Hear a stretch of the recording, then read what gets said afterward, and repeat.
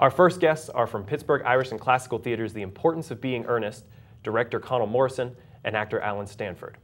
Conall is an award-winning director, playwright, and designer. He has worked across the globe in countless theaters, including the Royal Shakespeare Company, the Royal National Theatre London, the Lyric Theatre Belfast, and recently completed his association as an associate artist of the Abbey Theatre Dublin. His own plays include Rough Justice, Hard to Believe, and Green, Orange, and Pink. Alan is an award-winning actor and director and has performed in numerous plays, television shows, and films throughout his 40-plus years in the business. He is a co-founder and artistic director of Second Age Theatre Company in Ireland, as well as one of the founders of both the Dublin Theatre School and the Drama School at Trinity College. Conall and Alan, thank you for both for joining us. Thank you. So you're both from Ireland. Yeah, well, sort of. He's properly from Ireland, and I am for the last 43 years. We adopted him. Yeah, yes. Excellent. When did your association with the Pittsburgh Irish and Classical Theatre begin? Well, mine began, it was about 4 years ago, or 5 years ago. We were touring a production of Waiting for Godot from the Gate Theatre in Dublin, where I also work a lot. And we were touring the States, we playing Pittsburgh, and I was approached and asked by them, would I come back the following year and direct a production of Salome? And I said yes. And I've had a sort of relationship ever since. They did my version of Jane Eyre. I've directed in the Pinter Festival for them. Now I'm back doing this, and I shall be directing again next year. Excellent. And Conall? I'd heard of PICT, but the association has just started now. Andrew Paul, the artistic director of PICT, had been over to Dublin and seen quite a few of my shows at the Abbey. So we met up there, and he said, listen, are you interested in coming out to do something? I said, absolutely. And I suggested this version of The Importance of Being Earnest that I had produced in the Abbey, but also that I knew that Alan had starred in that, and I knew of his association. And I thought, listen, let's have a double whammy. I'll come out and direct this, and I'll bring my star turn if I can. Excellent. So the Importance of Being Earnest, it's such a classic. Why do you believe it's sort of stood the test of time? Alan. Funniest play ever written. Yeah. Beyond question. It's the greatest comedy ever written. It's as a comedy, it's perfect in that it isn't full of jokes. It's full of dialogue. It's full about the way people say things, and the fact that we recognize perfectly the way people say things, even though they are these phenomenally extreme pseudo-aristocratic characters from Wilde's imagination, because he was satirizing the British aristocracy. They're not real. They are an Irishman's view of them, an Irishman's satirical take on them. But they are so recognizable in the way they behave, their capacity for duplicity, for lying, for cheating, and ultimately for the desperation for conjugation. They're very real, and that makes it together with Wilde's phenomenal use of language. Yeah. It just makes it a perfect comedy. However, there's slightly more to it than that, as my colleague will explain. Yes, well, I mean, one of the reasons why I love it is because it's such a wonderful piece of storytelling. It's famous for its wit and the glory of its characters, but it's a perfectly structured piece of drama, actually. I mean, the jokes are coming thick and fast. Everybody speaks in this wonderful bejeweled language where there are just so many epigrams and recognizable phrases. I mean, so many of the turns of phrase have entered into the language. It's just full of. It's like somebody said about Hamlet. Hey, that place full of quotes. Yeah. You know, it's the original source of all the quotes. But it's a wonderful piece of dramatic storytelling, as in they're all pursuing their goals. There's an incredible turnover of story. It's a masterpiece of construction as much as a masterpiece of humour. But we're looking at it through the lens of Oscar Wilde. It is his greatest achievement, and it's the one where he finally kind of cuts loose. And in plays like An Ideal Husband and Woman of No Importance, he's still kind of writing social dramas, which are funny as well, but they're more serious works. In this one, he just lets his comedic genius and his celebratory genius fly, basically, and he puts himself into kind of nearly all of the characters. All of the characters speak with a great wit, even if it's a wit beyond their station or any kind of sociological plausibility. He gifts them with an astonishing sense of humour. So Oscar's personality and his linguistic gifts refracted through all the characters made me think so much of Oscar himself, how much of him is in the play.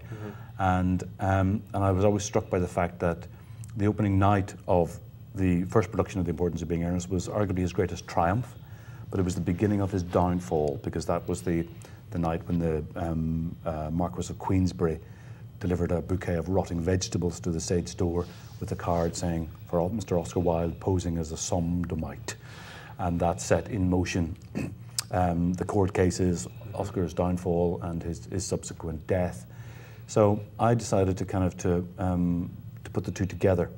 I've got Oscar Wilde in a Paris cafe towards the end of his life, where I've had the temerity to write a short prologue, where he's there, we're in this beautiful Art Nouveau cafe, where he's drinking absinthe and trying to kind of keep himself amused and entertained. Yeah. But he ends up all alone, which is his worst nightmare. Oscar being alone, nobody to talk to. Right.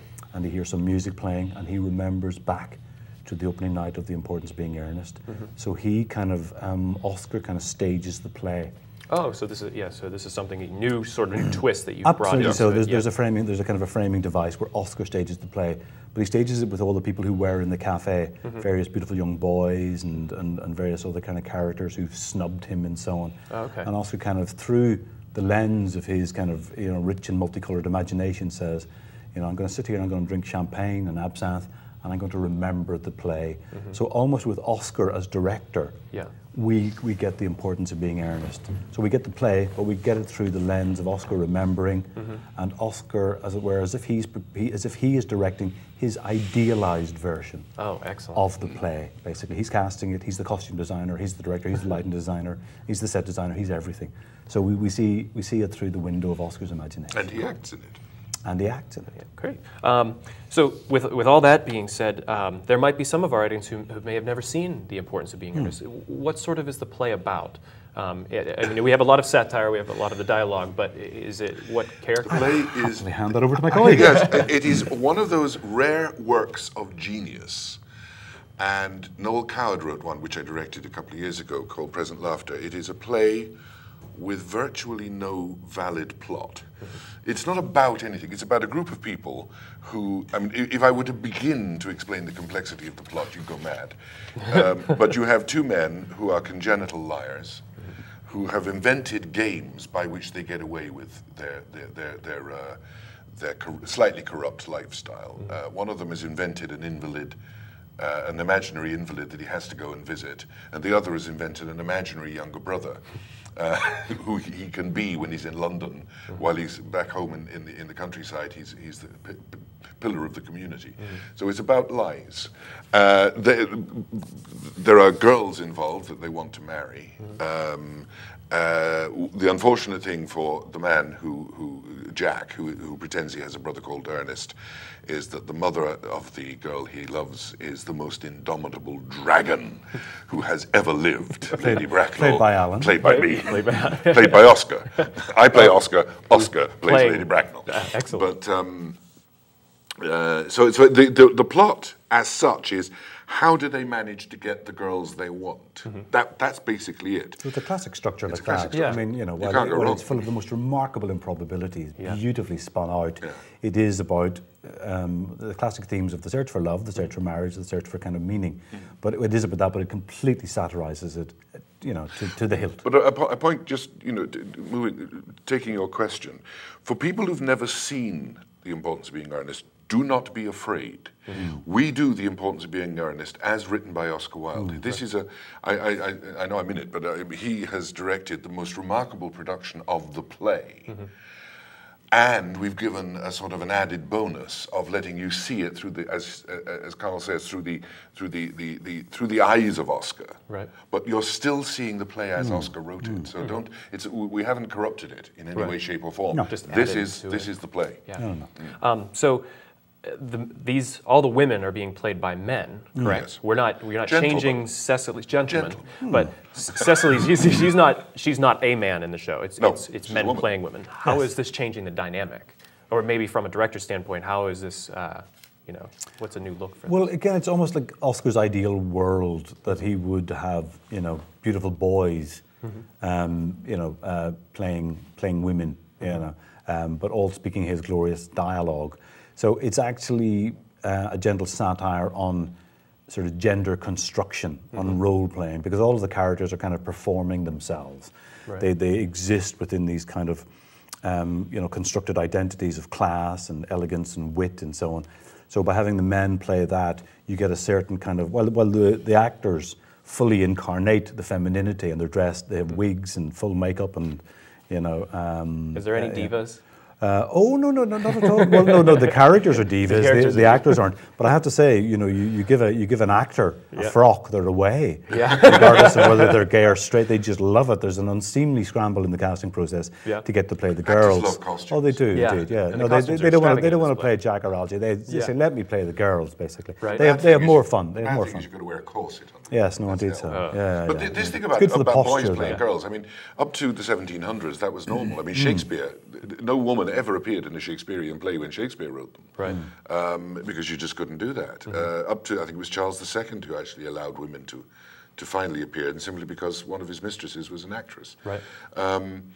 So it's not unusual. No, not at all. Not at all. And then there was a great tradition of women playing men called breeches parts and so on. So the kind of the gender bending is a long and venerable tradition, and it's just very entertaining, frankly, because you get to see somebody kind of playing a different gender, you get to see them so subtly comment on it, that they elegantly kind of deconstruct the kind of the foibles and the characteristics of the other gender. Yeah. But the trick of it is you get lost in it, that you buy that you believe that they're girls. Yeah.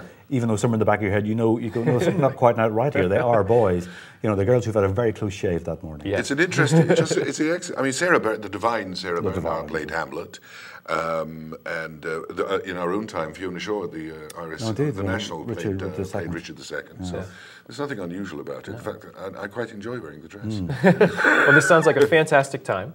And Pittsburgh Irish and Classical Theatre, they are producing The Importance of Being Earnest from August 4th through the 27th with an all-male cast at the Charity Randall Theatre at the University of Pittsburgh. For more information and for tickets, please visit them on the web at www.picttheatre.org. Thank you so much for joining us, guys. Thank you. Thank you.